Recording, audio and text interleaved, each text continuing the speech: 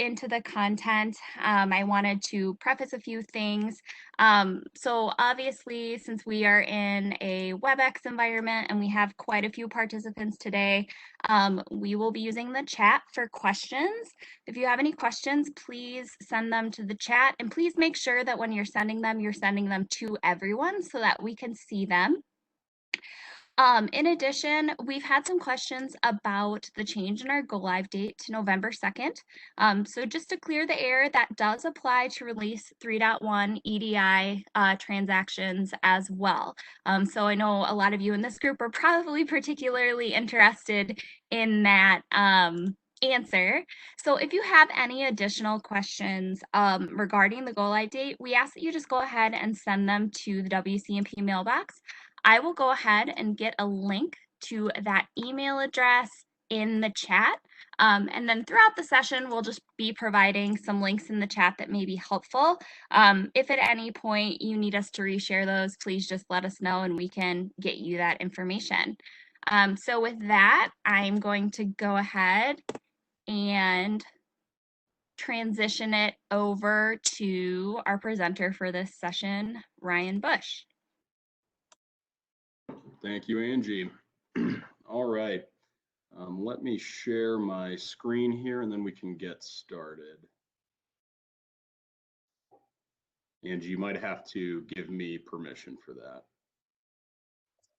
Just a second here, I will do that. Okay.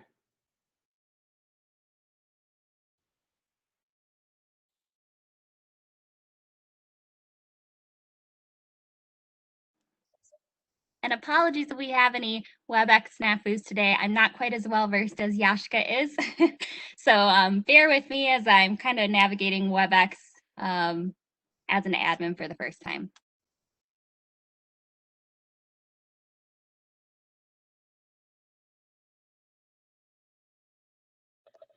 Would have helped if I was unmuted. Can everyone see the presentation? Yep, we can see it. Awesome.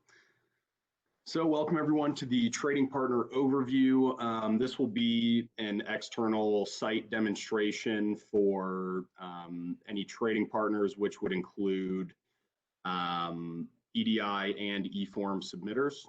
So as Angie said, please link any messages in the chat and we will respond to those as they come up.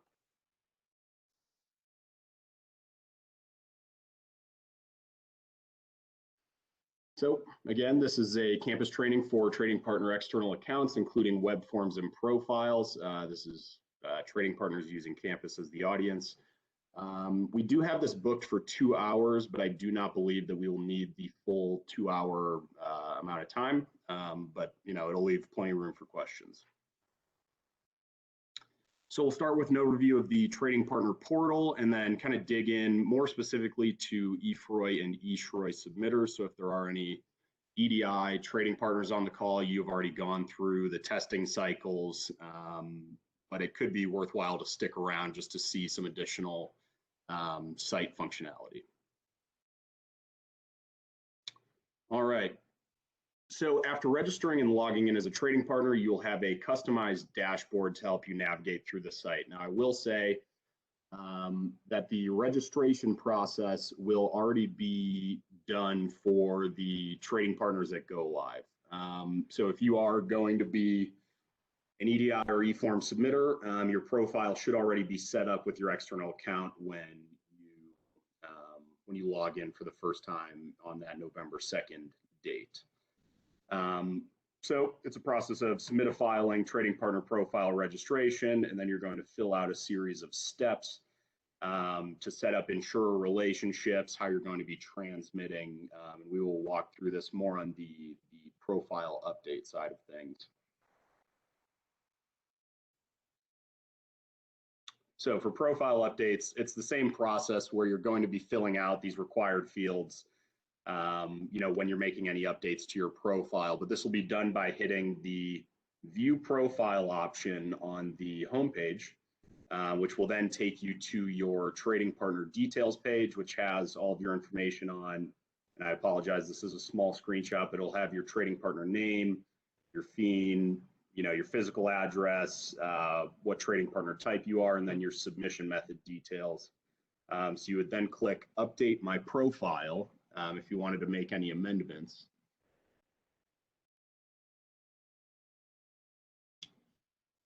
So once you have selected Update My Profile, you'll be taken through the steps of specifying your trading partner details, your transition or transmission method, contact information, and company information. And there are some slight differences between EDI and Eform submitters that we will discuss in the demonstration. But once you go through the process of filling out this registration sheet or update sheet in the case of the amendments, someone on the DLI side will have to, or the Minnesota side will have to go in and say, okay, yeah, we accept this profile change, or they can also reject or request additional information if need be.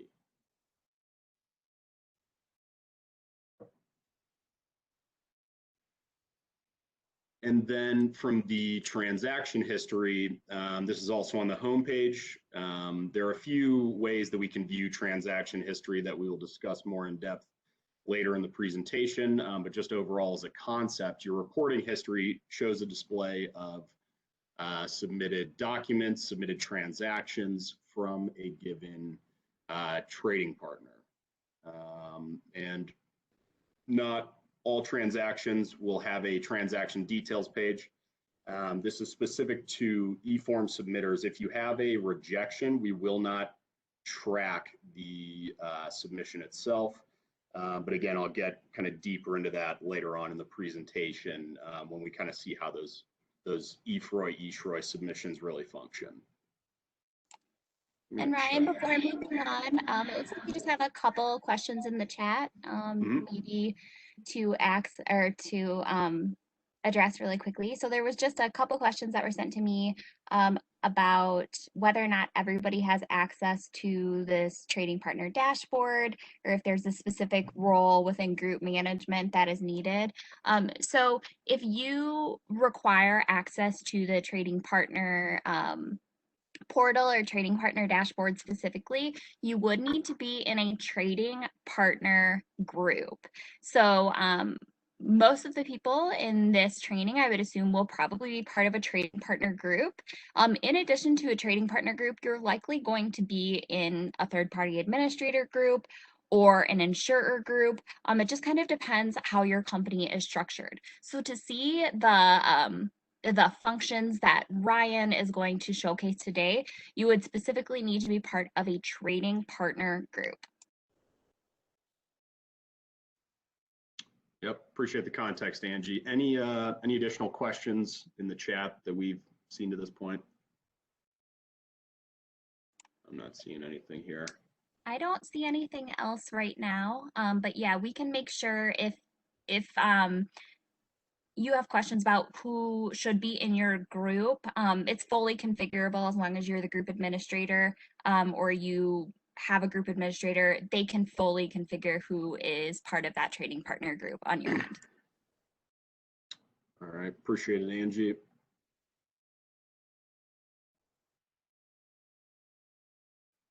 Where were we? Here we are.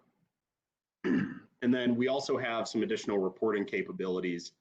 So once you go to a claim details page where you would view the transaction details, you can also download all of the documents that have been generated. So whether this is, a Freud docgen, or this is a discontinuance web form, whatever documents have been generated for a given transaction, you have the option to download those in a zip file to view locally. And before we jump into the demo, I do want to add a caveat. So the site we will be looking at was our main test account for our Eform testing throughout the multiple cycles we've had in development. So we did a lot of scenario and negative testing, meaning the maintenance type codes may not be, linking up as, you might expect in all cases. So just something to keep in mind before we jump into this. Okay, so After logging into the homepage of the website here, and everyone can see the front end site, I am assuming. So let's go to one of our more prevalent test accounts here. So we'll see your trading partner details. So Ryan, Cycle 15 Trader, along with a fiend. There is no account name, and they have an active status. And in the dashboard, this will default to displaying the last 30 days. So in order to change that view, you just hit this drop down. Let's go with the last 3 months just for a higher volume. So in Ryan's Cycle 15 Trader here was an Eform submitter, meaning they are only displaying accepted transactions, and there are 37 of those. If we went to an EDI submitter, we will see additional rejected transactions display because of the validation happening on the back end if we failed business rules, anything along those lines. So going back here to Ryan Cycle 15 Trader, there are some additional metrics such as average days for employer to notify the claim admin and average claim submission time. And if we scroll further down, we have our first actions tab, which will contain information on the broader transactions that have been submitted.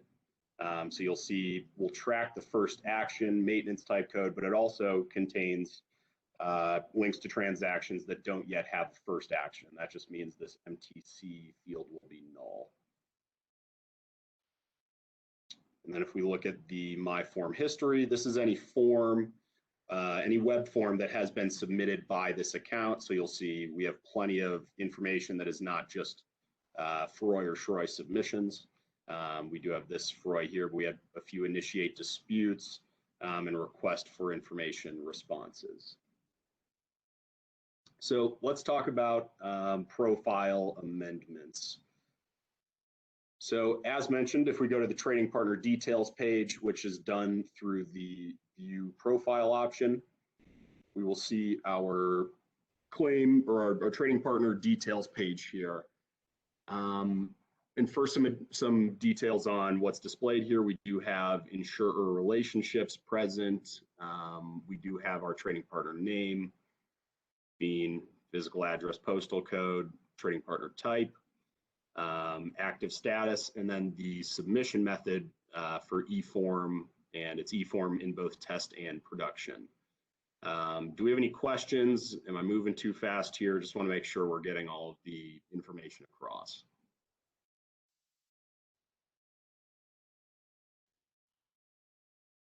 I don't see anything in the chat, so I will take that as.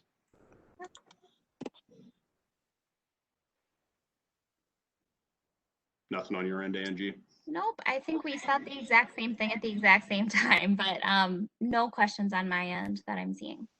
Okay, so let's walk through a profile amendment. Actually, let's do this while we're on the page. So there's a few tabs.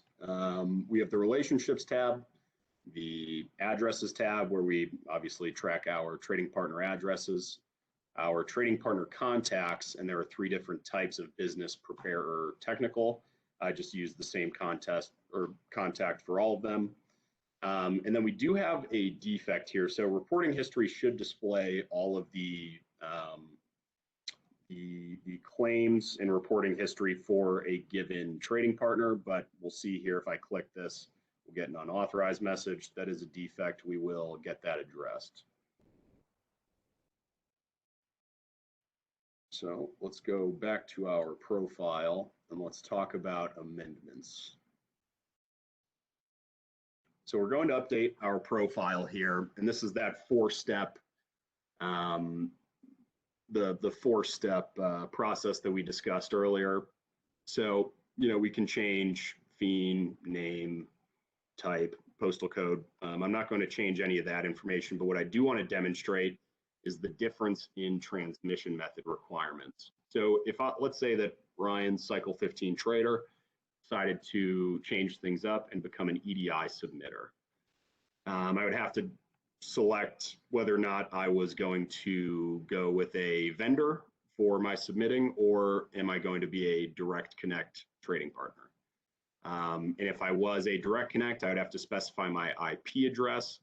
And that is how we will then go on to configure the FTP connection. Well, let's just say that we are not going to change to EDI. We will stay as an Eform submitter. Here's where I could change any of the contact information. So let's just change our contact's name to Brian. We had a typo when we originally registered. So we click next. And then here we can add any additional information about these are the insurers that we want to be associated to. These are the TPAs that we are involved with. And then we would have to, sign the document saying that we agree to the, terms and conditions.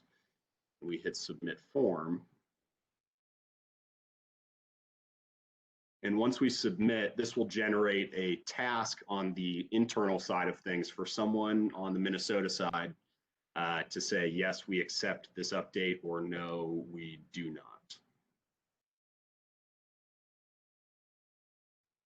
And this would also be accompanied with a confirmation email. So my expectation, kind of our expectation, I guess, is once we go live, I'm sure we'll see plenty of amendment requests to any existing profiles, but that would be the process on how to get any changes in there that you were expecting. So, any questions there?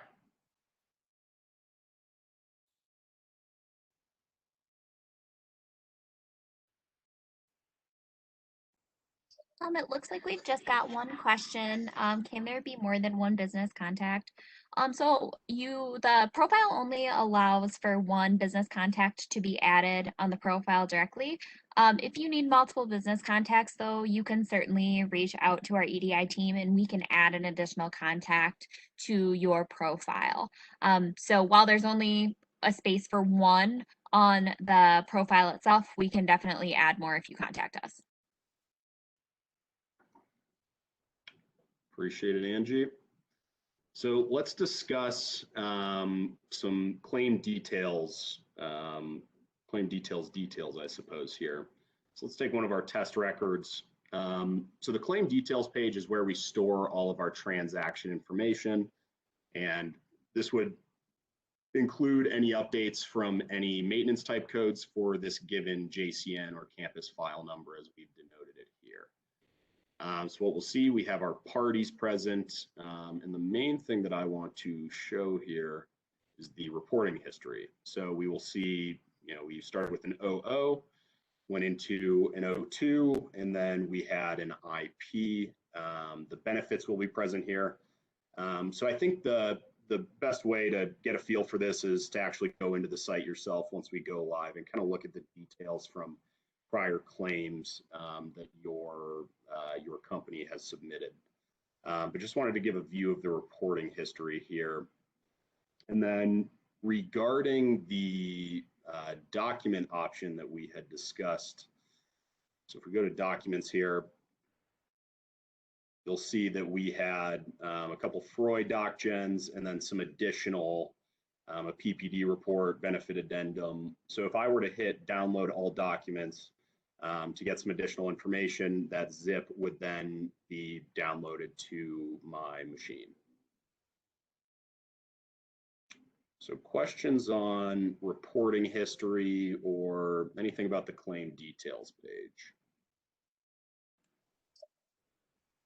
I'm not seeing anything in the chat, so I think we are good to move forward. Okay.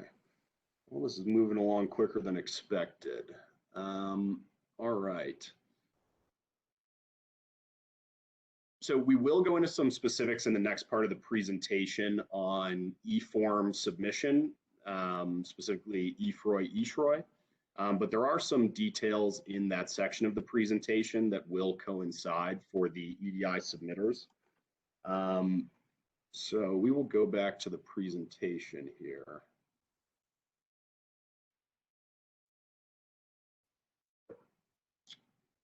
And that definitely did not take 60 minutes. So again, plenty of room for questions. So for the EFROI submitters, submissions are immediately enabled from your external account. So this will be present on our new go live date. And there are a few options. So when you hit the submit eForm or web form button, this eForm submission mode will pop up. So you have the option to submit new claim. If you were brand new, you wouldn't have any option to submit to existing. You can also acquire an existing claim, or you can submit a UR.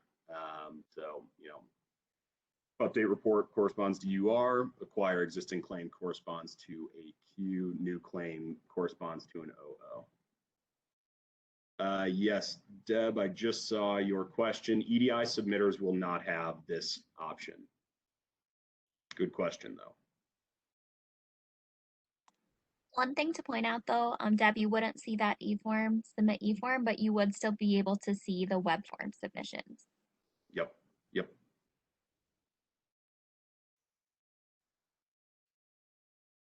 Is everyone clear on the difference between a web form and an eFROI? Web form would include, any of the benefit addendums or discontinuance, things of that nature. These are strictly the Maggie, just saw your question. When we go back into the next demo, I can point out where the where those additional eForm options will be. It's primarily in this submit a filing dropdown, but there's a few different places for it. Okay, so some additional notes for eFROI, eSHROI submitters. So an asterisk here, so employee first name, would denote a required field. And certain values are conditionally required. So if we look at initial RTW date, there's plenty of validations that occur along with the RTW dates.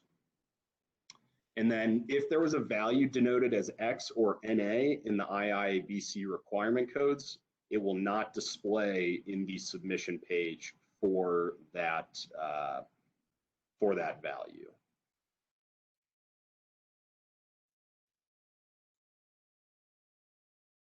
So for your OO maintenance type codes, user will be directed to a blank file in eFROI page.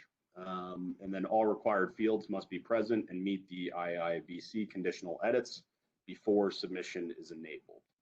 So your error messages will display if your conditions are not met. So in this example, I just hit submit without filling anything out. And you'll see that we get an error message, employee first name is required, employee last name is required, so on and so forth. The AQs are handled a little bit differently. So the user will be directed to input values to locate the claim. So you'll need to have the JCN, the WID, and the employee date of injury, and all of those values must match in order to move forward in your submission. And if we find a match in the database, it will pre-populate your values that it has present. So we have employee first name, last name, gender, SSN, and so on and so forth down the page. Similarly with URs, you need a JCN with date of injury, same process there, and all values must match to move forward. So once you have successfully submitted a claim, if you had not previously submitted a claim, you will have the submit to existing claim dropdown in the eForm submission. And this will display any applicable claims that you are able to submit to. So if you have no O, it will display the applicable MTCs following. I don't think that is the specific example, but the next action dropdown will have your available maintenance type codes.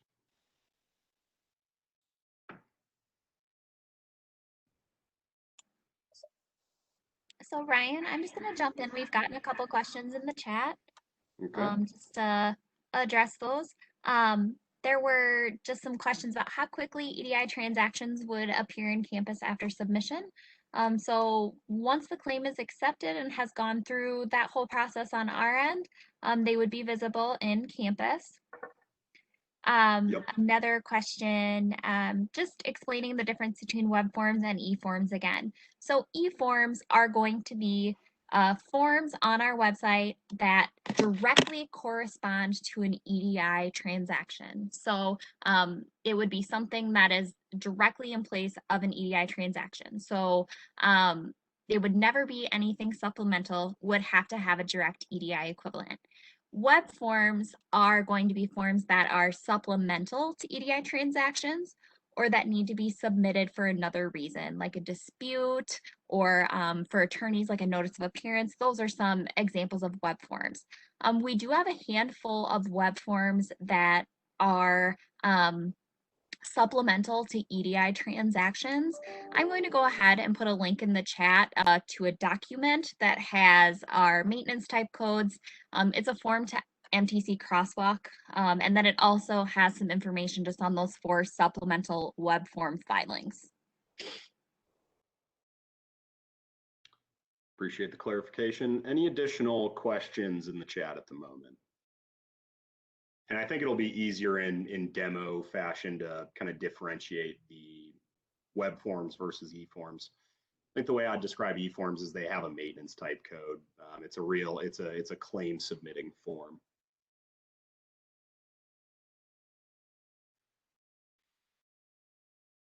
All right, we will continue on here. So again, submit to existing claim, your eligible claims display. And then following your selection of the claim, it will display the available maintenance type codes based on sequencing requirements.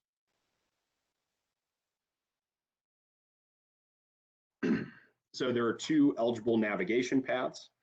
The first was already discussed. That would be from the home page. But then the second option is you can submit an eFROI web form from the claim details page. So the claim details page that we viewed in the demo prior, and we can demo this specific functionality as well.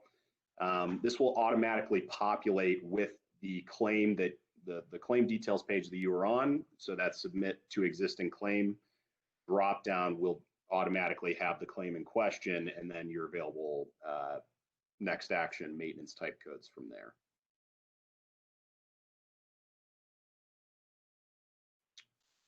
So from the home page, we have a few options for viewing transactions, and this will also be applicable for the EDI submitters in the crowd here. So the first action tab will contain your link to the claim details page. So you would click the hyperlink that is underneath the JCN dropdown here. And then in the My Form history, we can see what we've dubbed as the view submission option. It also stores drafts if you had to save a form as a draft. And we can dig into this in the demo. But let's say we click this one that has been submitted. This will show us the values that were present in the submission. Because let's say there was an O2, things could change on the claim details page that were not present on the OO submission.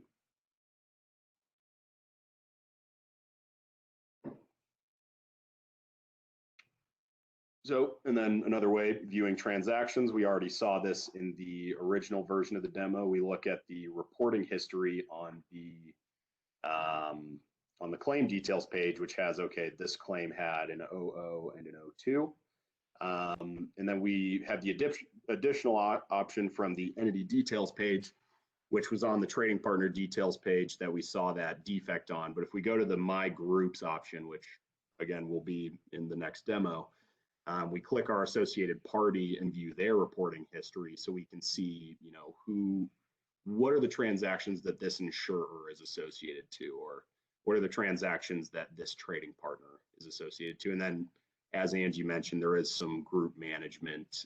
There are some group management components to that. So questions before we dive into the demo here?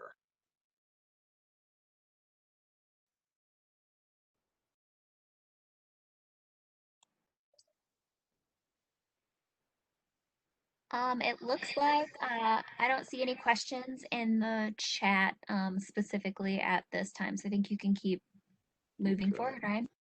We'll keep rolling along here. All right. So we will now see how to view, navigate, and submit eFROI and eSHROI transactions. Switch over here.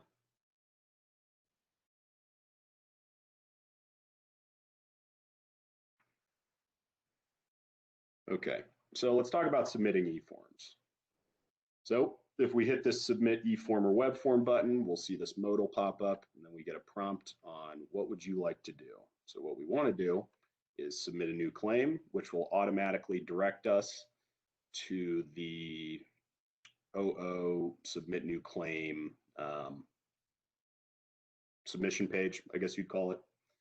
And unfortunately, my computer's running a little slowly. Here we go. So it's just a blank submission page for us to fill out along with required fields. We'll see here if, let's say we want to submit with an SSN, this will now become required. And if I click in here and then click away, you'll see that we have, an error message saying this is required when your WID and PIN are not present. And then if we scroll down to the bottom, and you'll also see, the asterisks denoting your required fields along the way. And then the options we have the option to submit. Obviously, this would reject. We can save it as a draft, or we can hit cancel. So we'll see if we hit submit without inputting anything, we're going to get plenty of error messages for ourselves. So let's hit cancel here. Yes, we want to discard our changes.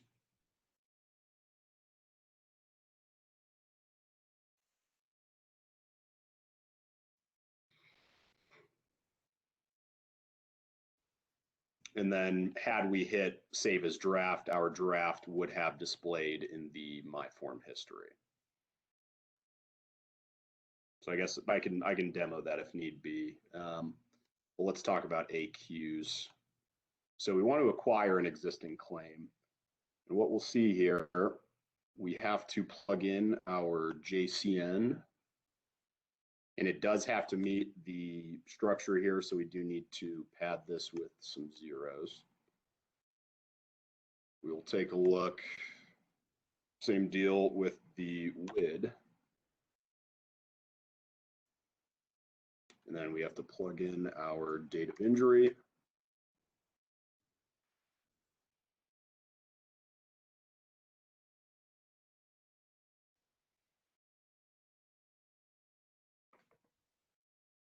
What we will see if the page ever loads, and this is definitely my Wi-Fi's fault, we will see pre-populated values for this specific transaction.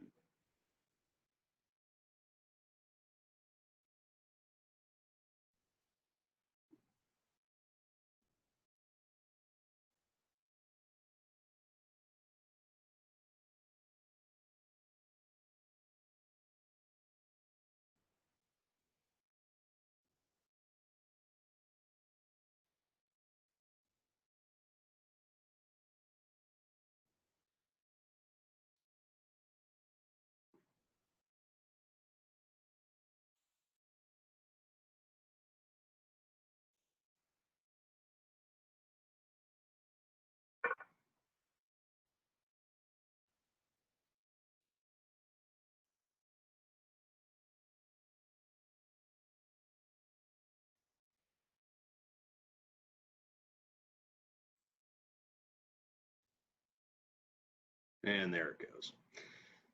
And again, yeah, that's definitely, I have too many tabs open on my computer. But you'll see our pre-populated values from the original submission that was from a different trading partner or claim admin, whatever the case may be. And then let's discuss our option on submitting two existing claims. So the URs are the same process as the AQs there. So if we want to submit Eform or web form, we also have the option to submit UI claims, and then URs, like I said, is the same deal. And then amend existing claim, I should have mentioned, will get us to our O2 options. So if we select amend existing claim, we select existing claim, and it will give us the option of, okay, do we want a Froyo 2 or a Shroyo 2? And again, that will do some pre-population steps as well. So let's go to submit to existing claim. Let's say we want to submit to, let's stick with this Peter Parker claim. So then you have your applicable injury report options. So we want an 04, denial, A, B, C, A, whatever else. So we'll do A, B.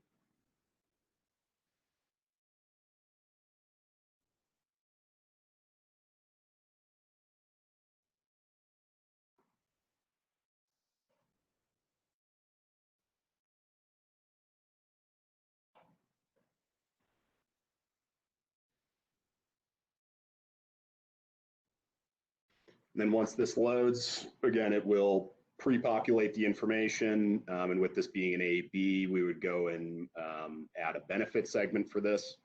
And as opposed to demoing, all the different fields in here, I think everyone's familiar with the DNs involved. So just want to kind of show the navigation options.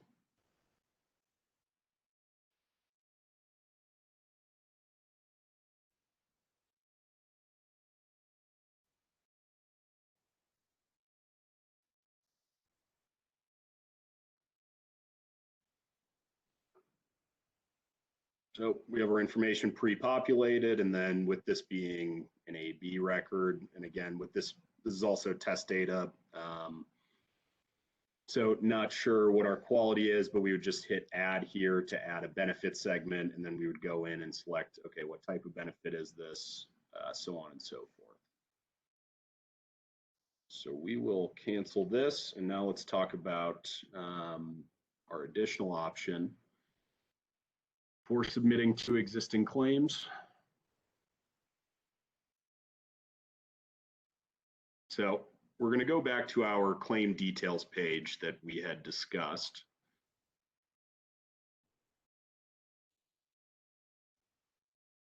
And if we hit submit eFroy web form, this will automatically populate with submit to existing claim. It does also have the option to amend existing claims. So if we wanted to put a Shroyo 2 on this, we could. So submit to existing claim, and then your next actions display here, and it's the same process when you hit next. And so quickly for the EDI submitters, so we have some additional web forms listed in the submit to existing claim. We have dependency info, PPD follow-up, missing benefit addendum, and discontinuance. So where EDI submitters will not be submitting injury reports or maintenance type codes, they will have the ability to submit discontinuance, these other web forms. And I'm jumping around a little bit, but if we go back to the home page, we will see as well this submit a filing dropdown, where you have a few other options such as, initiate a dispute, object to a penalty, respond to information requests, our trading partner profile registration that we discussed. So there will still be options for the EDI submitters, just not the maintenance type code specific records.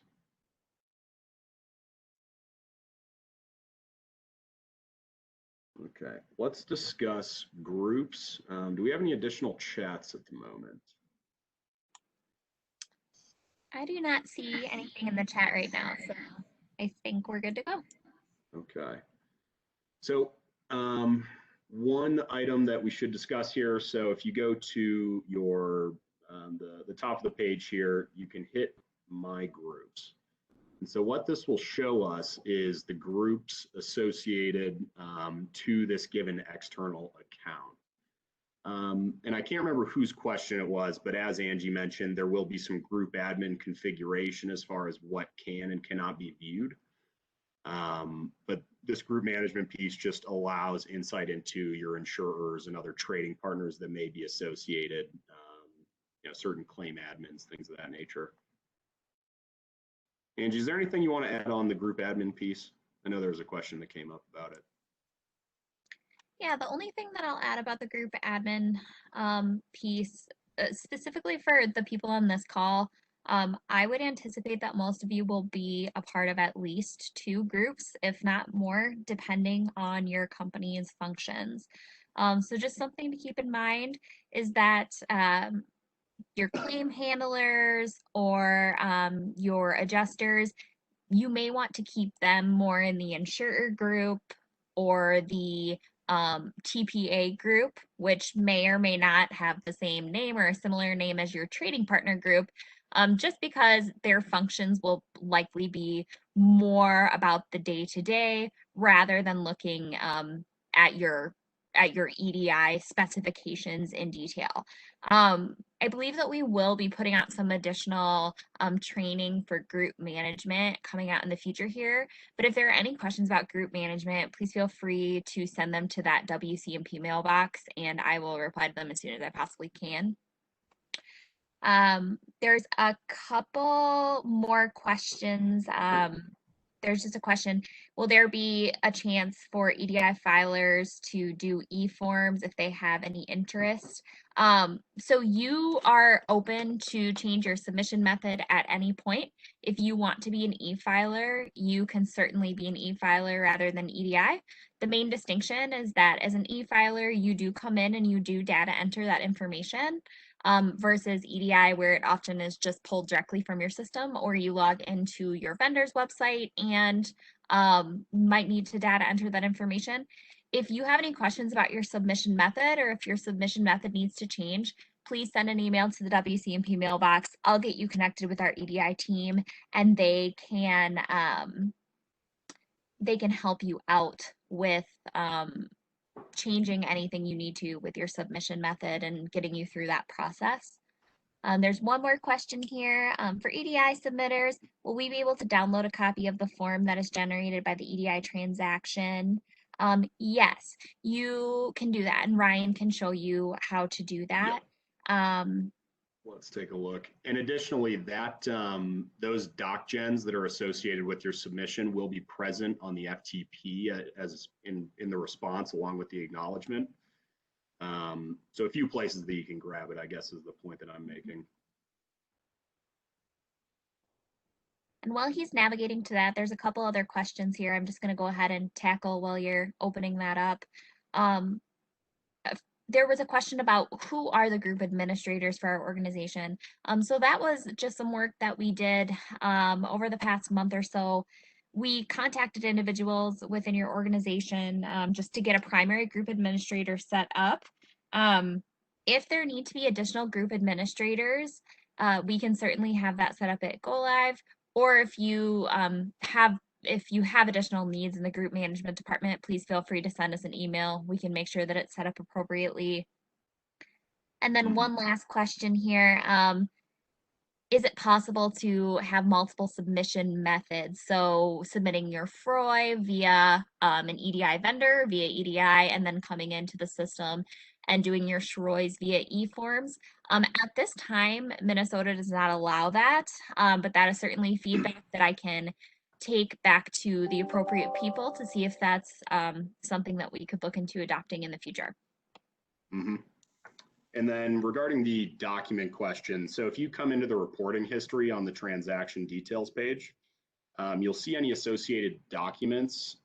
This would also be, I believe, present in the documents tab, but if you wanted one for a specific maintenance type code that was submitted, you can see this NOPLD that was present with this IP submission. So if those are the documents in question, then this is how you would view them.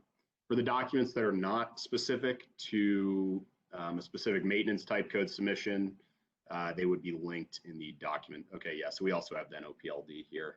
So any documents are in this documents tab. But for specific on a per maintenance type code basis, you just hit this drop down arrow to see the associated document.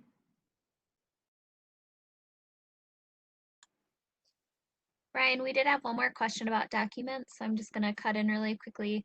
Okay. Just a question about those zip files and the documents going back and who would receive those.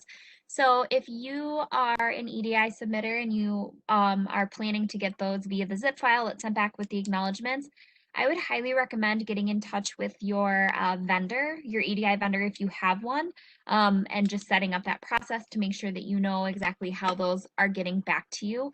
That is not something that we would configure on the Minnesota side unless you're a direct connect trading partner.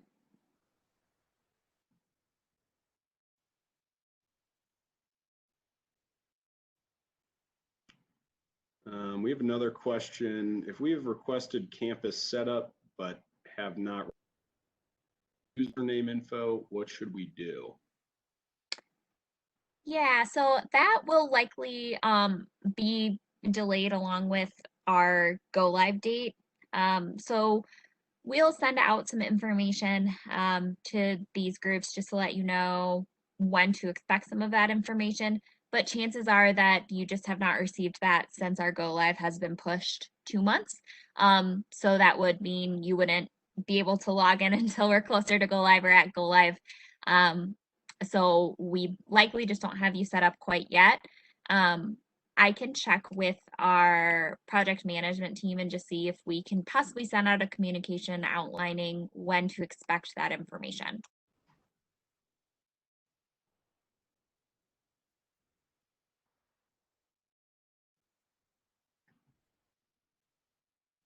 All right.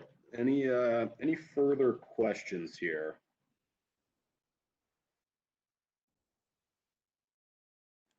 Oh, one thing I did want to show, back on the homepage. So I briefly touched on the kind of view submission functionality. So in your My Form history, if we click on this first report of injury link, this will not take us to the claim details page. This will take us to the view of what was submitted on that form. Now, this is very helpful from the EDI side. If you don't like parsing through XML, you can just click this and this will give you a display of here were the values submitted on that initial transaction in a more user-friendly more easy-to-read format.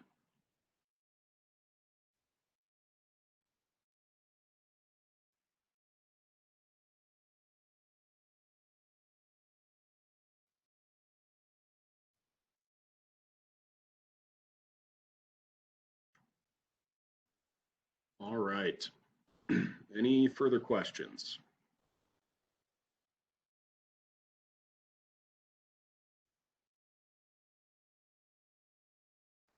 I do have a question here just in the Q&A. Um, do DN numbers for the fields pop up if you hover over the field? They do not if you hover over the field. However, what I would recommend having, at least for the in the short term, is having our Minnesota implementation guide up as you're going through this, just so you can reference. The names of those data elements are the same as they are in the IIBC documentation or EDI documentation, but we can certainly take that feedback as possibly something to add in the future for those DN numbers.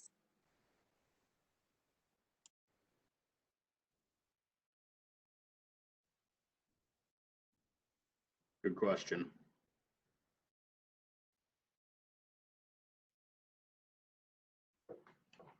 All right. Well, if there are no further questions, we can give everybody about an hour back.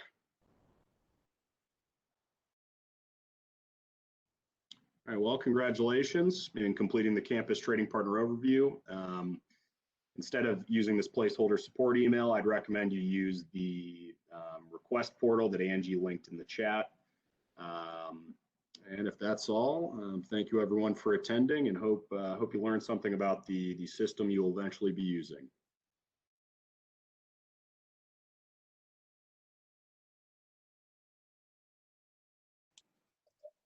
Thanks, everybody.